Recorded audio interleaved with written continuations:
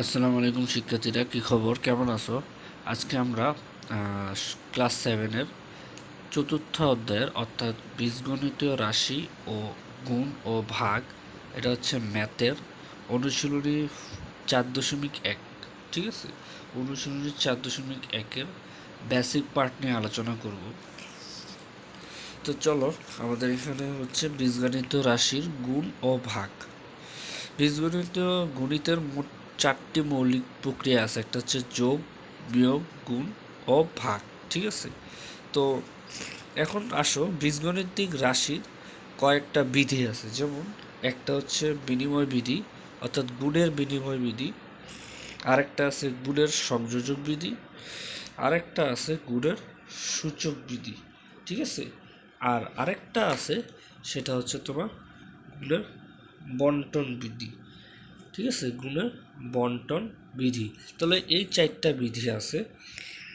তো প্রথমে আমরা দেখি গুণের বিনিময় বিধি বলতে কি বোঝাচ্ছে।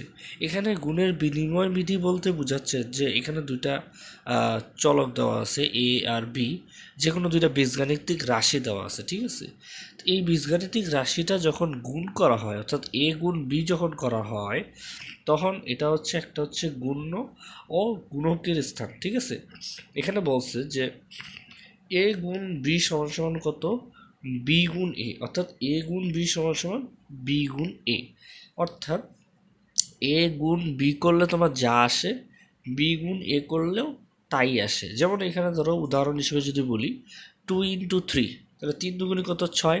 আবার তুমি যদি এটাকে উল্টা করে ধরো, 3 দুগুণে কত, 3 দুগুণে 6, তাহলে তাহলে দুই 2 × 3 6 হয়, আবার 3 × 2ও 6 হয়। তার মানে বোঝা যাচ্ছে যে আমার গুণ্য এবং গুণক দুটোটাই আমার সমান আসতেছে, ঠিক আছে?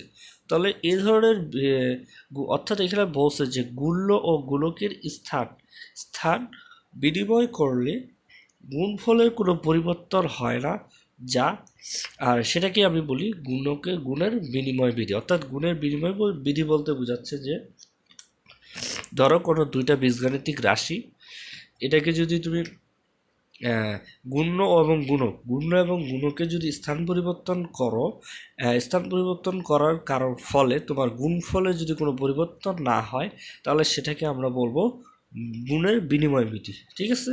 তাহলে গুণের বিনিময় বিধি বলতে তো বুঝলাম। তাহলে চলো আমরা নোট ডাউন করি। টপিক 1, টপিক 1 আমার কি ছিল? টপিক 1 ছিল হচ্ছে বিনিময় বিধি, ঠিক আছে? বিনিময় বিধি। তো বিনিময় বিধিটা কি ছিল? যে বিনিময় বিধিটা ছিল যে আমার এ আর বি দুইটা রাশি, এই দুটাকে যদি আমি গুণ করি এবং গুণ্য এবং গুণকের যদি স্থান পরিবর্তন করি, যদি আমি লিখতে পারি যে বি গুণ এ লিখি, তাহলে এটার যে গুণফলটা আসবে, গুণফল, এই গুণফলটা অপরিবর্তনশীল, অপরিবর্তনশীল, অর্থাৎ এই দুটার গুণফল অপরিবর্তন হবে। যেমন উদাহরণ দিয়ে যদি বোঝাই, এক্সাম্পল দিয়ে যদি আমি বুঝাই যে এ এর জায়গায় আমি 2 দিলাম আর বি এর জায়গায় 3 দিলাম, তাহলে 2 আর 3 কত হইল, 6। আবার একইভাবে যদি আমি উল্টাভাবে স্থান পরিবর্তন করলাম, গুণ্য এবং গুণকের স্থান যদি পরিবর্তন করি, তাহলে দেখো 3টাকে দিলাম আর 2 দিলাম, তাহলে কত হয়, 3 দুগুণে কত, 6। তাহলে আমার দেখো দুটোটার গুণফল কিন্তু সমান আসছে, অর্থাৎ গুণফল অপরিবর্তনশীল, যার কারণে এটা হচ্ছে আমার গুণফল অপরিবর্তনশীল, গুণফল অপরিবর্তনশীল। তাহলে গুণফল অপরিবর্তনশীল, তাই সেটা হচ্ছে আমার তাই বিনিময় বিধি, বিনিময় বিধি। তাহলে এটাকে আমি বলবো যে তাই এটি বিনিময় বিধি, ঠিক আছে? তাহলে তাই বিনিময় বিধি এটি, ঠিক আছে? তাহলে তাই এটা বিনিময় বিধি। তা আশা করি বিনিময় বিধিটা বুঝতে পারছো। একইভাবে যদি আমি বলি যে ধরো যে 4 দুগুণে কত, 8, ঠিক আছে? 4 দুগুণে কত, 8। আবার যদি আমি উল্টাভাবে মানে গুণ্য এবং গুণকে যদি স্থান পরিবর্তন করি, দেখো 2টাকে আমি আগে দিলাম আর 4টাকে আমি পরে দিলাম, তাহলে কত, 4 দুগুণে কত, 8। তাহলে দেখো এখানেও আমার একই অবস্থা, এখানেও আমার 8 এবং এখানেও আমার গুণফলে কোনো পরিবর্তন হয় নাই। তো যেহেতু আমার এখানেও গুণফলে কোনো পরিবর্তন হয় নাই, তাহলে আমি বলতে পারি যে গুণফল অপরিবর্তনশীল, যার ফলে আমার এটা হচ্ছে বিনিময় বিধি। আশা করি বিনিময় বিধিটা ক্লিয়ার। ঠিক আছে।